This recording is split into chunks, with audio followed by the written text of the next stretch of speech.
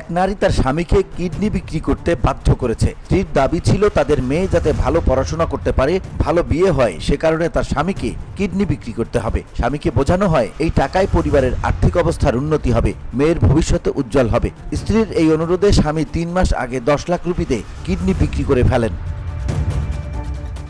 কিন্তু কিডনি বিক্রি করে স্বামী জানতে পারেন স্ত্রী ইতিমধ্যে ফেসবুকে পরিচিত এক পেইন্টারের সঙ্গে সম্পর্ক গড়ে তুলেছেন। স্বামীর কিডনি বিক্রি করা 10 লাখ টাকা নিয়ে ওই পেইন্টারের সঙ্গে পালিয়ে যান ওই স্ত্রী। ভারতের হাওড়া জেলার সাকরাইলের ঘটনা এটি। ঘটনাটি জানার পর স্বামী থানায় অভিযোগ করেন এবং স্ত্রীর সন্ধানে বের হন। তার পরিবারও বারাকপুর স্ত্রীর সঙ্গে যোগাযোগের চেষ্টা করে, তবে স্ত্রীর পরিবার দরজা থেকে তাদের ফিরিয়ে দেয়। এই ঘটনায় ওই স্ত্রী তার স্বামীকে ডিভোর্সের হুমকি দিয়েছেন এবং স্বামীর পরিবারের কারো সঙ্গেই কথা বলতে অস্বীকৃতি জানিয়েছেন। উল্লেখ্য, এই দম্পতির 10 বছরের একটি মেয়ে রয়েছে। এই ঘটনায় তদন্ত করছে পুলিশ। যদিও ভারতে 1994 সাল থেকে মানবাঙ্গের বেচাকেনা বেআইনি, তবে দানকারীর অভাবে এখনও অঙ্গ বেচাকেনা অব্যাহত রয়েছে, এমন খবর প্রকাশ করেছে Hindustan Times. VOD Bangla news desk.